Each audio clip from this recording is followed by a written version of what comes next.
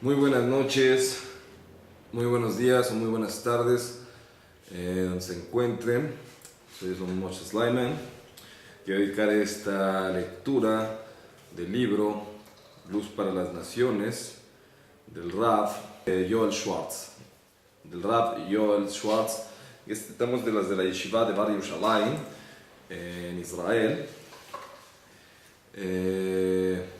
Esta lectura quiero dedicársela al Rav, a Gaón, Rav Mijael Pérez Shelita, y también con todo respeto a Rav David Shueke, también de la Ciudad de México, a todo el Kolel Oradat del Rav Elisha Kaufman, también en especial a su hermano, traductor de este libro, con el Rav Elisha, Ish Kaufman, y mi rabino, mi amigo, mi íntimo, Rav Aryeh Kaufman Shelita.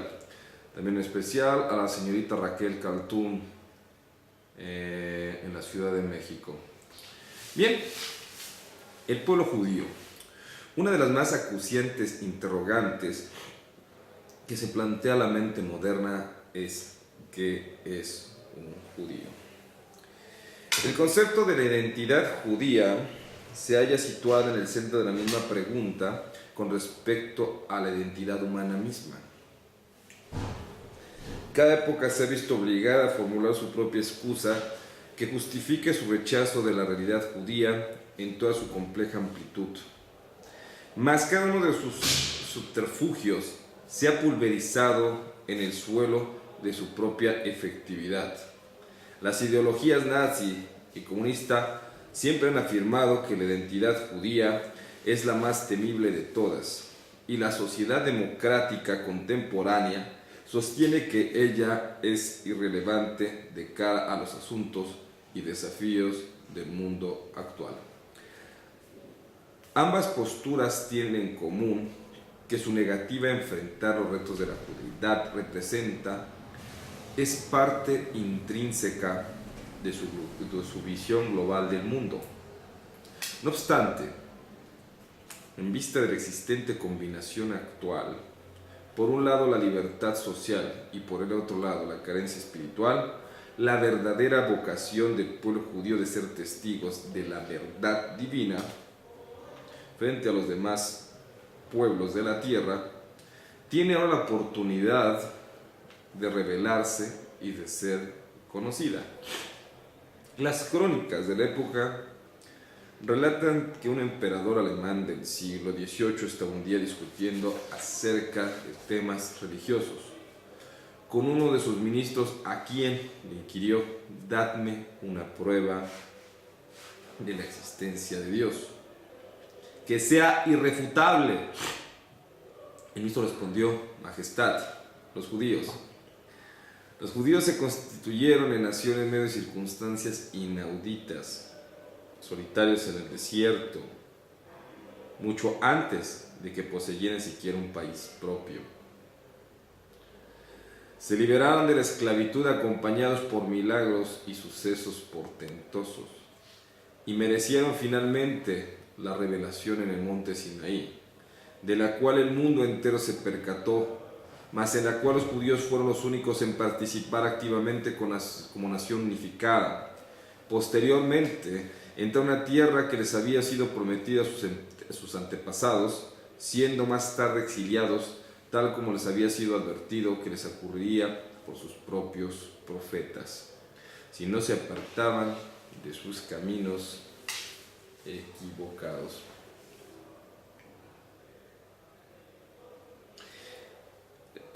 Luego, tras un exilio de 70 años, volvieron de su cautiverio, como antes les había predicho por los mismos profetas, y fueron posteriormente expulsados de nuevo de su tierra.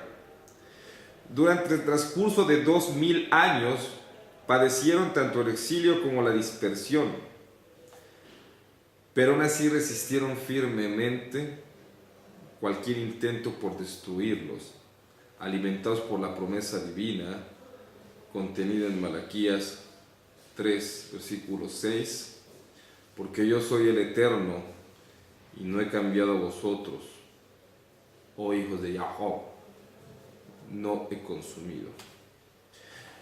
Y últimamente, al cabo de este exilio, fuimos testigos de un retorno del pueblo judío a su tierra.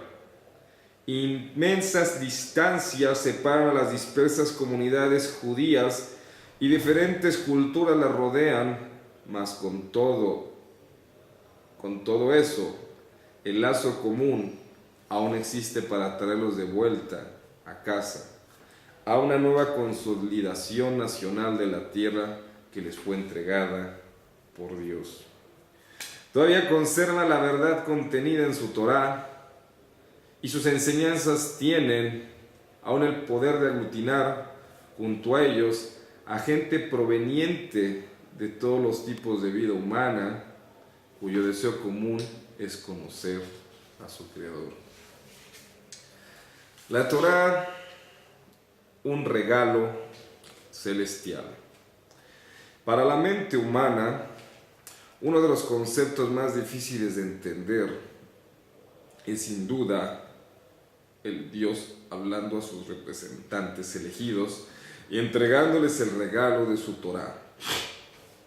El sabio y poeta medieval Rab Yehuda Halevi explica esta idea en su clásica obra El Rosari, en la cual el rey de una nación gentil, el rey Bulán, rey de los Hazaros, discute con un rabino judío los fundamentos de su fe.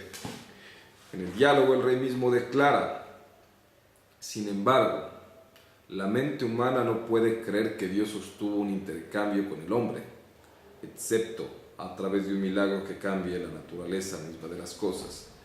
Entonces reconoce que solo aquel que los creó a partir de la nada fue capaz de hacerlo. Esto debió de haber tomado lugar en presencia de enormes multitudes, quienes lo vieron nítidamente y no supieron de él meramente por relatos, leyendas y tradiciones. Más aún, en ese caso deben examinar cuidadosa y repetidamente el asunto, al fin de que ninguna sospecha de imaginación o de magia pueda entrar en sus mentes.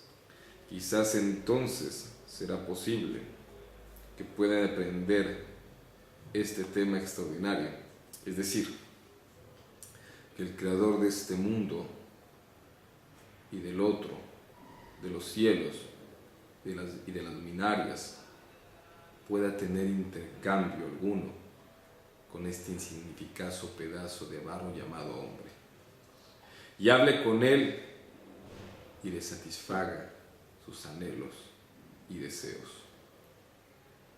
Así pues, es un punto cardinal de la fe que la Torá fue dada por Dios, siguiendo la consecuencia lógica de que es improbable que Dios haya creado al hombre y luego lo haya abandonado a su suerte, sin proporcionarle directrices en el área más importante de su vida, es decir, la moral. Puesto que el origen de la Torá es divino, estamos obligados a comprender de una forma especial cuál es su contenido. En términos generales, está escrita de forma narrativa histórica, mas no está estructurada de acuerdo con secuencias precisas, puesto que contiene material perteneciente al dominio de los pensamientos íntimos y al de las relaciones personales entre sus protagonistas. No puede ser concluida o incluida bajo la denominación de documento histórico. Esto ha llevado a muchos estudiosos a considerarle una obra de carácter mítico, desligada de acontecimientos reales, mientras que otros, por el contrario, se han empeñado en clasificarlo como puramente histórica, sin un contenido espiritual más elevado. Ambos puntos de vista no alcanzan a penetrar hasta la esencia misma de la relación especial y única de la Torá con el desarrollo religioso predominante en la época en que fue escrita. Los descubrimientos arqueológicos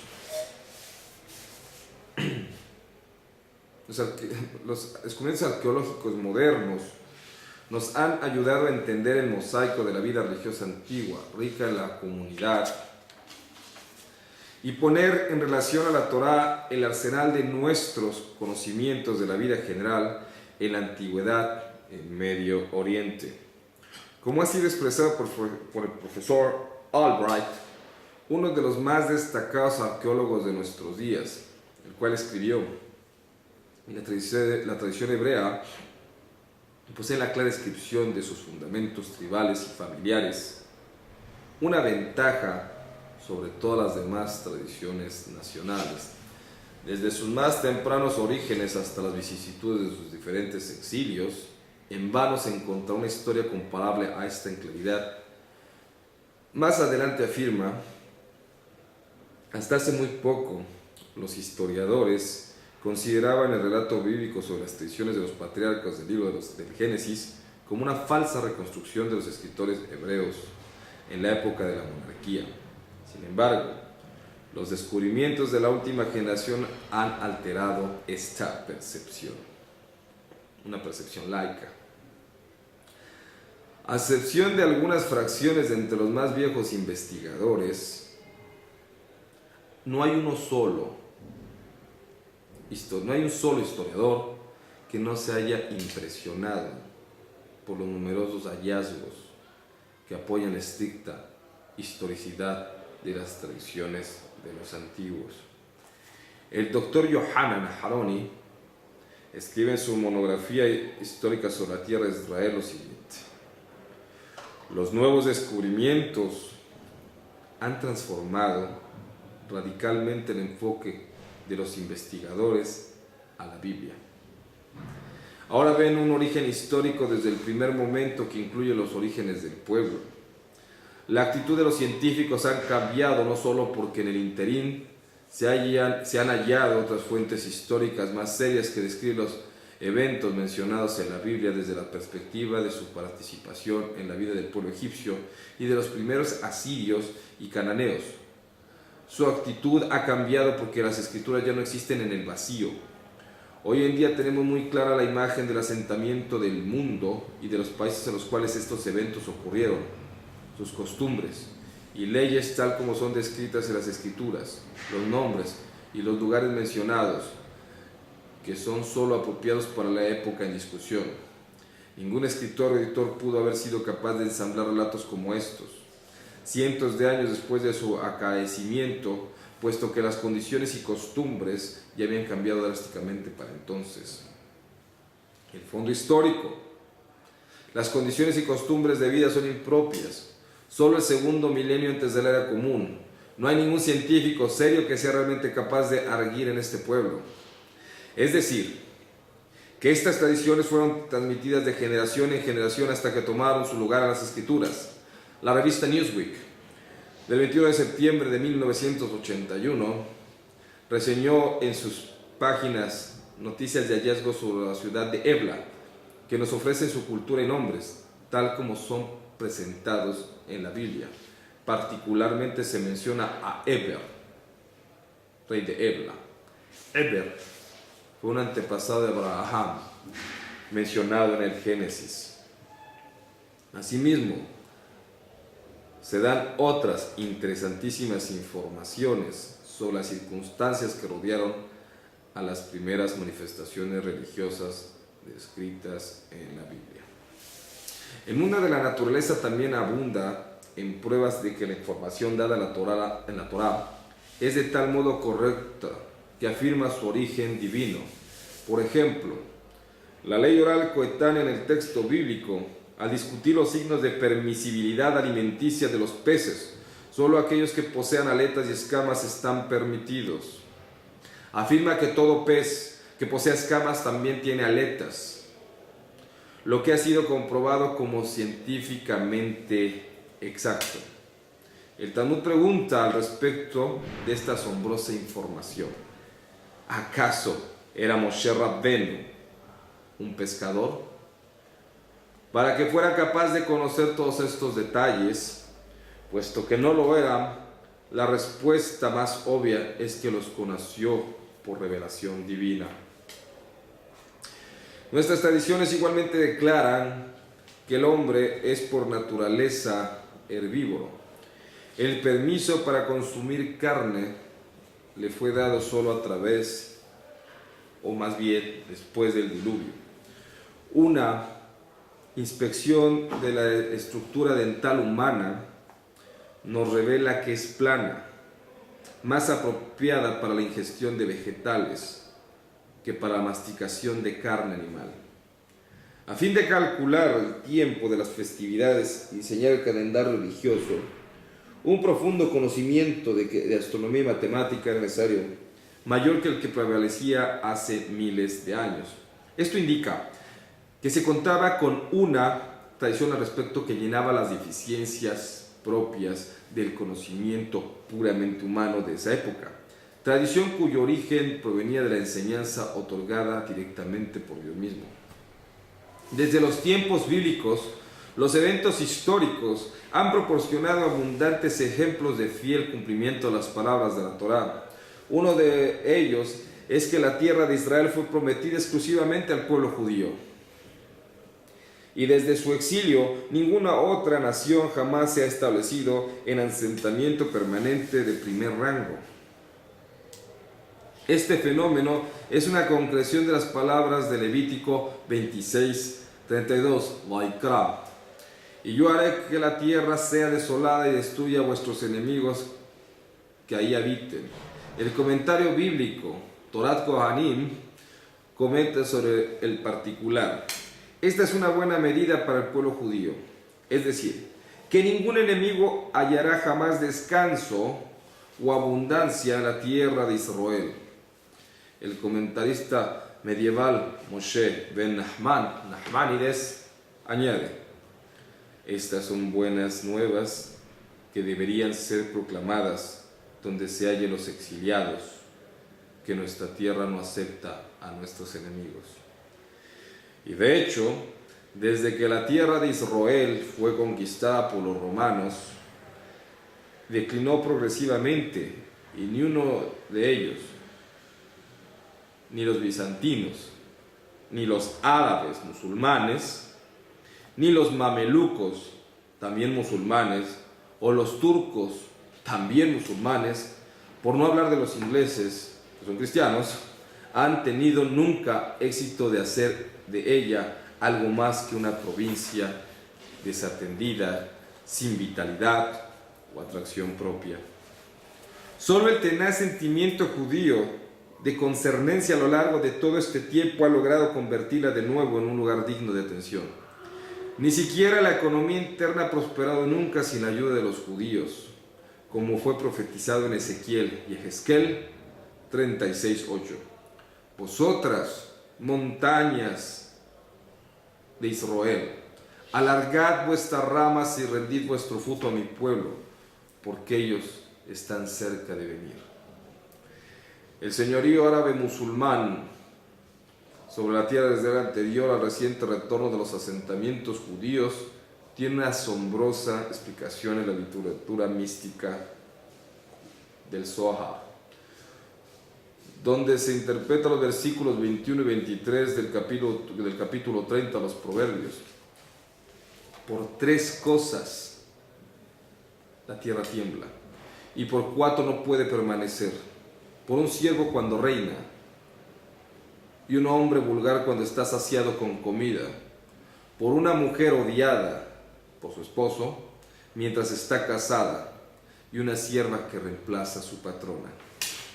Los hijos de Ismael, es decir, los árabes musulmanes descendientes de Hajar o Hagar, la esposa de Abraham, tienen una parte en el mandamiento de la circuncisión, y por lo tanto pueden gobernar la tierra de Israel. Pero puesto que este mandamiento carece de su auténtica cualidad cuando es cumplido por ellos, su posesión de la tierra es solo temporal y puede ser retirada cuando los verdaderos hijos regresen. Comprobamos así que el temblar del mundo actual a causa de las luchas por la tierra de Israel, una de las profundas enseñanzas de la sabiduría mística de la Torá, emerge inquietante ante nuestros ojos. La misión especial del hombre. El fundamento de la santidad y la raíz de la perfección en el servicio divino radican en que al hombre se le presenta clara y verdadera la naturaleza de su deber en el mundo y al fin hacia el cual es necesario que dirija su mirada y su aspiración en todo aquello que se afana todos los días de su vida. Moshe Haim Lutzato. ¿Qué hace especial al hombre y hacia qué debe enfocar sus esfuerzos? Su estancia en este mundo se ve marcada con la conciencia de su imperfección y de sus carencias. La resulta de esta conciencia concibe su actividad como dirigida hacia el logro de la plenitud. Por ello intenta satisfacer sus necesidades físicas. Se cubre el cuerpo para evitar la vergüenza. Se resguarda de los elementos que le recuerdan su fragilidad.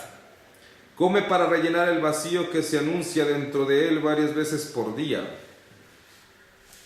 Sin embargo, su felicidad, su plenitud espiritual y personal no son fácilmente asequibles.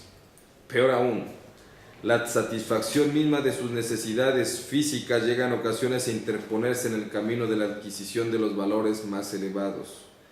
¿Cuál es la naturaleza de esta carencia espiritual en el hombre? Carencia que no comparte con ninguna otra criatura. Ningún beneficio material podrá llegar jamás a satisfacerla. Y si hay crear en él desequilibrios espirituales tan acuciantes que justifiquen en el anteriormente citado comentario del doctor Carl Jung, en el sentido de que todo su quehacer terapéutico estaba enfocado a curar las conciencias de rechazo por parte del hombre de lo que la religión ofrece al creyente. La fe, como declaró el autor del libro Macrobiótica, es lo que hace feliz al hombre y le brinda sentido a su vida. Por tanto, concluye aquel que desee ver a sus hijos sanos, felices y llenos de vida, debe educarlos en el camino de la fe. Por otro lado, la fe depende del grado de plenitud espiritual que el hombre se ha ganado. En otras palabras, según la medida de su personal servicio a su Creador, como el rabino Moshe Haim Lutzato afirma en el primer capítulo de su obra. Nuestros sabios de bendita memoria nos han enseñado que el hombre fue creado con el único fin de regocijarse en su Creador y de derivar placer del esplendor de su presencia, puesto que este es el gozo verdadero y el placer más grande de entre todos aquellos que puedan encontrarse. Mas en verdad, el lugar donde este placer puede experimentarse plenamente es en el mundo por venir, que para eso fue especialmente creado.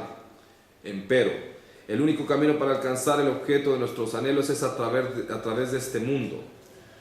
Numerosos son los que en el mundo escogen los falsos caminos con el objetivo de apaciguar su hambre espiritual, tales como el estudio de doctrinas esotéricas, la meditación trascendental y la ingestión de drogas.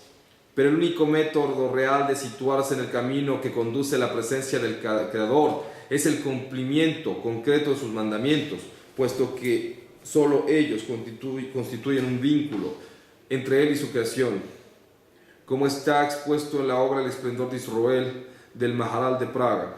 Los mandamientos de la Torá son como una cuerda que jalan al hombre hacia arriba desde el abismo subterráneo, es decir, este mundo de abajo, hasta un mundo superior, a fin de que pueda sentarse cara a cara frente a Dios, puesto que los mandamientos purifican al hombre del materialismo de este mundo hasta que su naturaleza no sea ya materialista.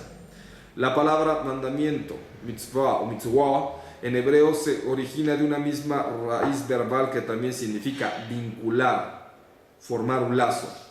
Al pueblo judío se le ha ordenado el cumplimiento de 248 mandamientos positivos y 365 negativos. Las demás naciones tienen 7 categorías básicas de mandamientos, cuya finalidad intrínseca es guiarlos de manera tal que sus vidas espirituales sean preservadas y elevadas. Estos mandamientos, 6 de ellos negativos del tipo no haréis tal o cual, y uno positivo, que han sido requeridos a otros pueblos, sirven como medios para derrotar el lado negativo de la naturaleza humana y dirigir al hombre a una vida de realización espiritual única, digna de ser realmente llamada vida. Una licencia total para hacer todo lo que uno desee produce un sentimiento de vacío e insatisfacción, cuyos efectos se manifiestan especialmente en la educación actual, culpable de los frecuentes desequilibrios que esta área se observan y que desembocan en envidias y rencillas.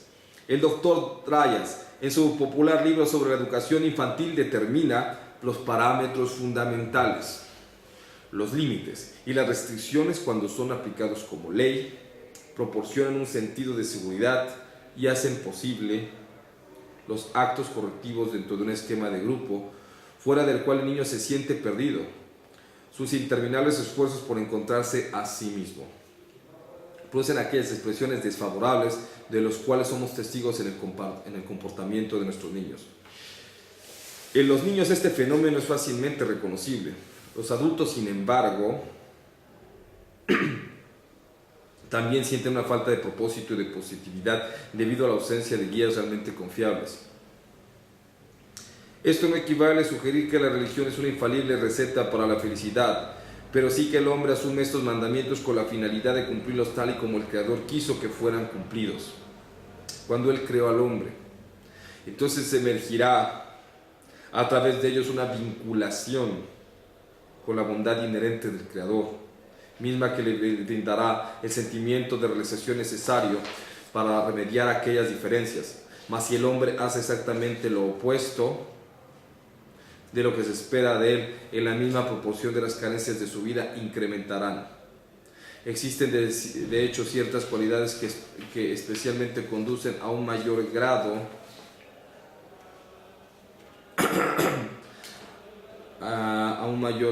de acercamiento a Dios y que le permiten a la persona sentirse contenta frente a la adversidad. Primordial entre ellas es el reconocimiento de las maravillas y las bondades del Creador, estado que se adquiere por la contemplación y la ponderación hasta los límites que una persona sea intelectualmente capaz de alcanzar. Con la edad y experiencia se presenta más fácilmente. Los rabinos acostumbran a incorporarse en uno de los ancianos de los otros pueblos del mundo, como lo enseña el Talmud acerca de Rabbi Yohanan, Tratado de Hidushim 33, página Aleph, quien explicó así esta acción con las siguientes palabras: a través de los numerosos acontecimientos de sus vidas, muchas maravillas y milagros han pasado sobre ellos, queriendo significar que habían sido merecedores de alcanzar un nivel espiritual de mayor entendimiento de los caminos propios del Creador.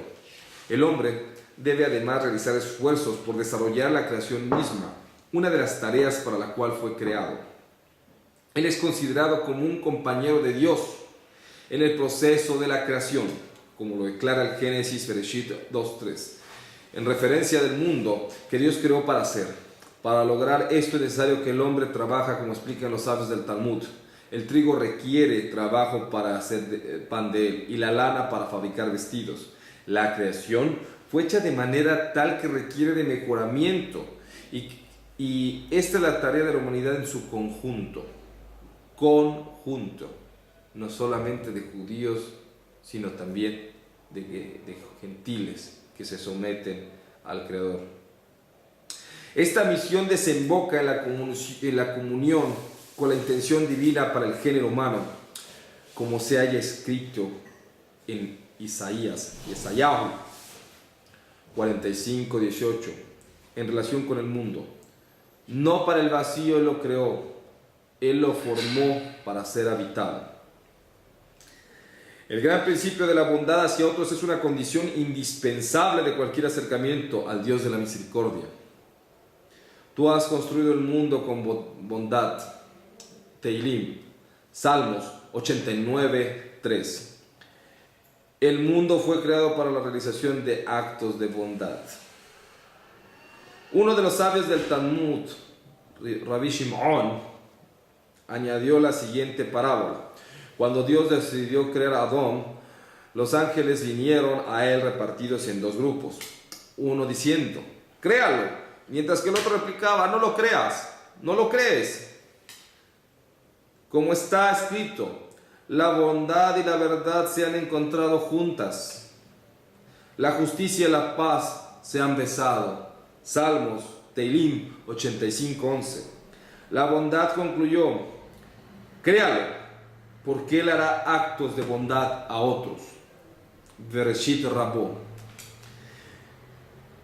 Está más allá de los límites de la presente obra el explicar los multifacéticos detalles de lo que la bondad es, mas en sus principios generales son bien conocidos.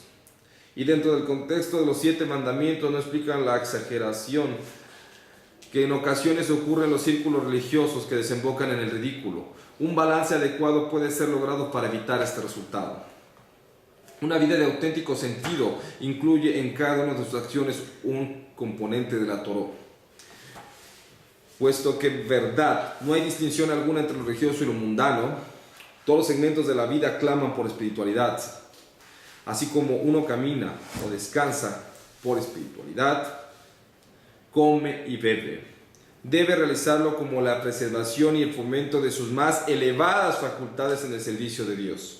Cuando una persona trabaja, ya sea para ganarse sustento, a fin de contribuir al avance de la sociedad, está cumpliendo un deber religioso. De la misma manera, cada una de sus acciones en todas las facetas de su existencia se integra en armonía con el cumplimiento de la voluntad divina, que es el servicio de Dios, como lo declara Rab Moshe Haim Luzzatto. Y si profundizáis más en este tema, veréis que el mundo fue creado para el uso del hombre. Verdaderamente, he aquí que el hombre está situado en el centro de una balanza inmensa, puesto que si el hombre es jalado por el mundo y se aleja de su creador, él se corrompe y corrompe al mundo con él. Mas si él domina sobre sí mismo y se unifica con su creador, utilizando el mundo solo como una ayuda para un mejor servicio de su creador, entonces él se eleva y eleva al mundo mismo junto con él.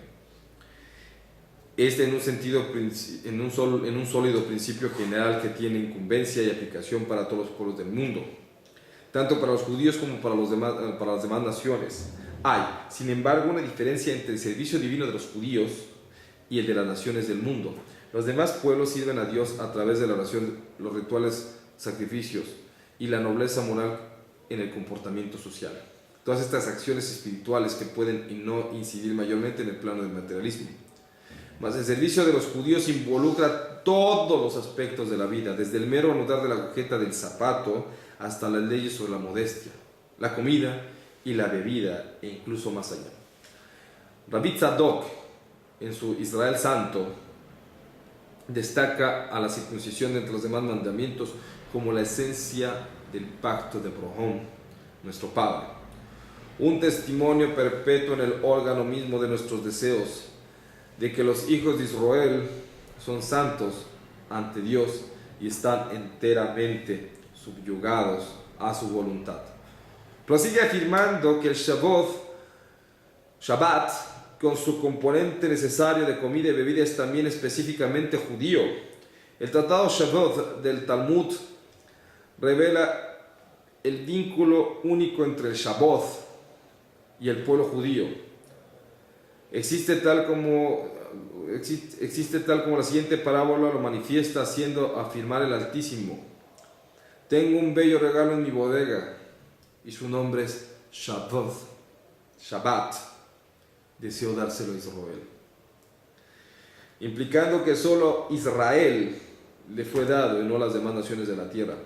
No obstante, el gentil también está capacitado para infundir al conjunto de sus acciones un sentido y contenido profundo, llegando a ser consideradas como servicio divino cuando la realiza con el anhelo de cumplir la voluntad de Dios, de hacer el bien a los demás y mejorar la condición del universo mismo. Él también puede llegar a ser merecedor de la santidad que le corresponde, como se encuentra implícito en la declaración contenida en el Midrash mencionada anteriormente. Declara al cielo y a la tierra testigos de que judío o gentil, hombre o mujer, esclavo o sierva, todo dependerá de sus actos, y a través de ellos el Espíritu Divino se posará sobre él. Y Maimónides Ramban, Moshe ben Maimón, escribió en su respuesta a una pregunta formulada por Rab Sisdai Halevi en lo concerniente a las naciones: de esta manera nuestros sabios han afirmado que los justos de las naciones tendrán una parte en el mundo por venir, si es que llegan a alcanzar aquello para lo cual han sido dotados, es decir, el conocimiento del Creador, así como ha de superarse a sí mismos mediante la adquisición de cualidades morales virtuosas. El rabino Samson Rafael Hirsch, por su parte, destacó en su brillante libro 19 epístolas en relación al esquema universal. Todas las cosas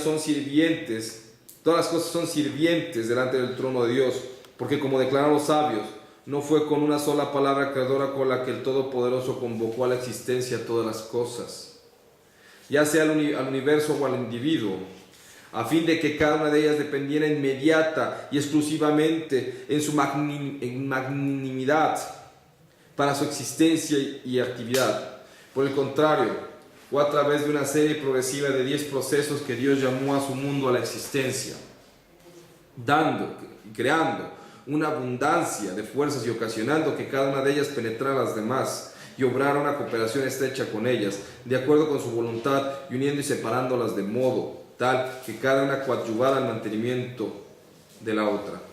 Ninguna de ellas debiera concentrar en sí misma las condiciones de existencia y actividad, sino que la recibiera de sus compañeras del sistema en la creación, impartiendo a su vez requisitos para la vida y el trabajo. Dios, en su infinita sabiduría, decretó esta interdependencia mutua con el objetivo de que cada ser individual pudiera contribuir mucho o poco al mantenimiento de todo el conjunto. Es así como, por ejemplo, el agua, siendo penetrado dentro de la tierra, es nuevamente recogida en nubes y mares. La luz, después de haber atravesado la atmósfera terrestre y contribuido a hacer rotar plantas sobre la tierra, se concentra de nuevo en el sol, la luna y las estrellas. Los minerales y nutrientes generados en la tierra son llevados al suelo y depositados en el seno de los frutos maduros, a fin de que la tierra los reciba y absorba y pueda así producir de nuevo. Una glorificante cadena de amor, de dar y recibir, unifica a todos los seres vivos. Todas las cosas existen inmersas en una continua actividad recíproca. El uno para el todo para el uno. Ninguno o ningún ente tiene poder o medios por sí mismo. Cada uno recibe solo para dar y da a su vez para recibir, descubriendo por este intermedio el propósito de su existencia, el ser divino, el amor, nos enseñaron nuestros sabios, que sostiene y es sostenido a su vez. Este es el carácter del universo. Agradezco la infinita colaboración de la Yeshiva de Bar Yerushalayim, y en especial al Rav Agadol Moreno Berrabeno, Rabbar Horovitz, a quien les deseo larga vida. A su vez también me mando un saludo especial al Rav David Pea, al Rav Yosef Romano, al Rav Elisha Kaufman y a todo el Kolel Or Adá de la Ciudad de México. Shalom Ubrajo.